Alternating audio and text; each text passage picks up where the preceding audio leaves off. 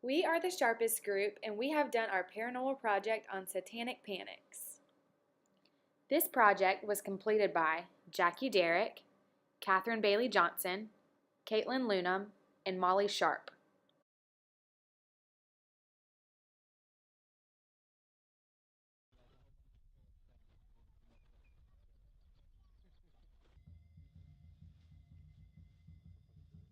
Vamos a ver lo que van a ser unos sacrificios de unos animales, 7 gallinas y un chivo. Esta sangre será ofrendada, llámese diablo, esa sangre viva, esa sangre de un corazón palpitante para regocijo de esas entidades, ¿no? If I see an exercise of real power, I guess what I'm expecting to see is some kind of an answer about what that power is. What are they drawing on? I mean, the ones practicing black magic, they say they're getting it from, the devil.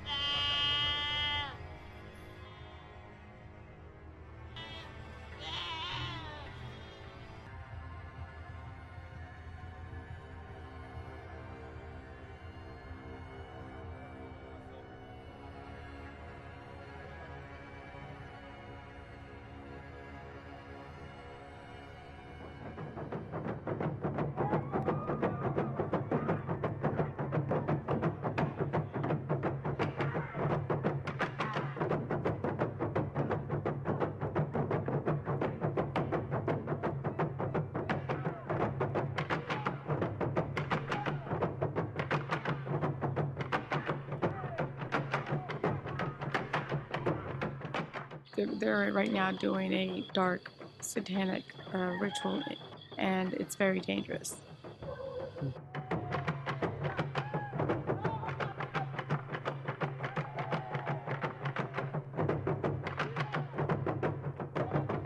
It was disgusting. I don't know what they would do next for their own peace of mind, or what good they're gonna do to this. What comes of this? How far would they go to see the devil? I mean, my experience it went from portentous to interminable to very disturbing. Today was something, what I just witnessed was sickening. First they sacrificed the chickens, and they didn't just sacrifice them, they tortured them first. So it's as if the pain and suffering of these animals is part of the experience. I mean, the next step would be human sacrifice. And I frankly think there probably is.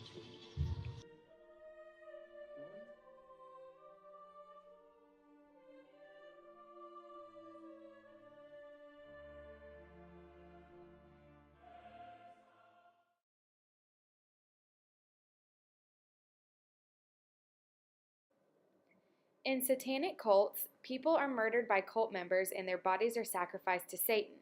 Satanic cults believe that when they sacrifice human bodies, they will be given special powers by demons. Therefore, satanic cults are a paranormal phenomenon because they violate physical laws and scientific precedent. In April of 1989, Lexington High School in Lexington, South Carolina, was getting ready for the junior-senior prom. Shannon Harmon received a phone call to her house at 2 a.m. Her mother answered, and the person on the other end said that they were a local Satan worshiper and they were going to sacrifice Shannon.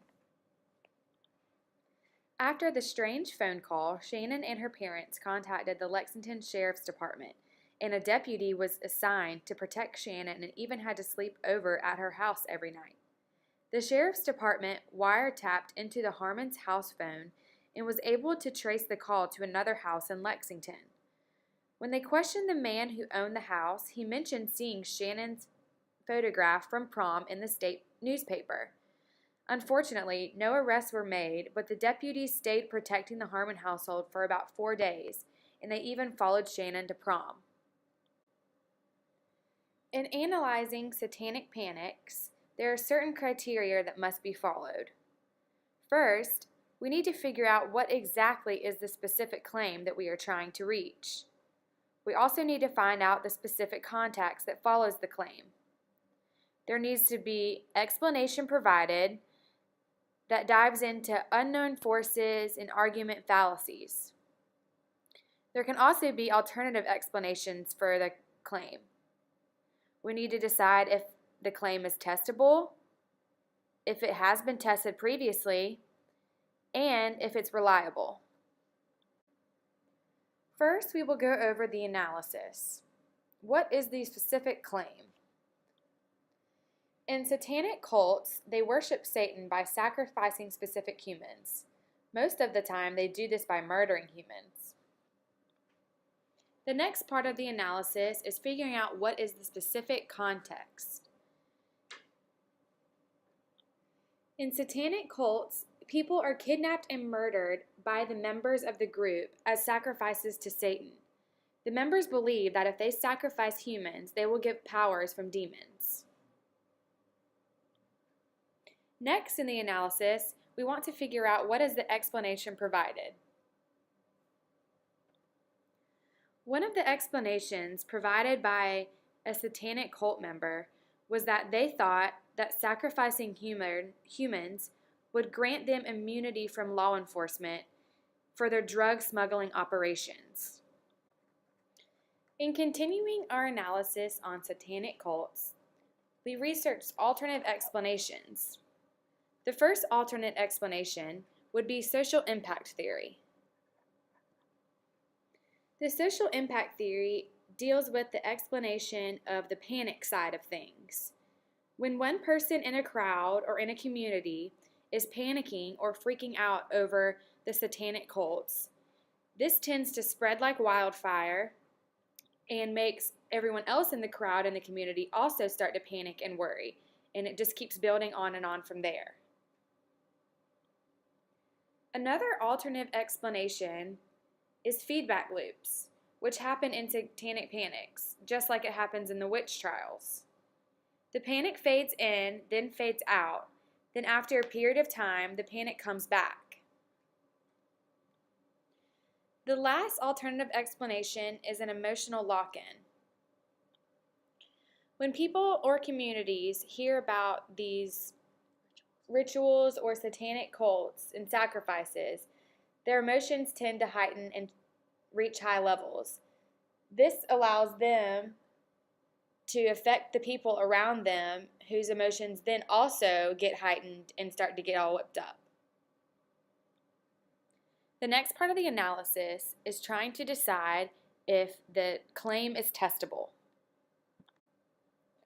To determine if the claim is testable, we must measure how effective the satanic sacrifices are. One way of measuring how effective the satanic sacrifices are is to see if people actually receive these special and demonic powers. Obviously, this cannot truly happen. The claims have been tested before, but what happened after the sacrifices were actually made are still unknown. There is no true evidence of people or satanic cult members receiving any sort of powers from these certain rituals.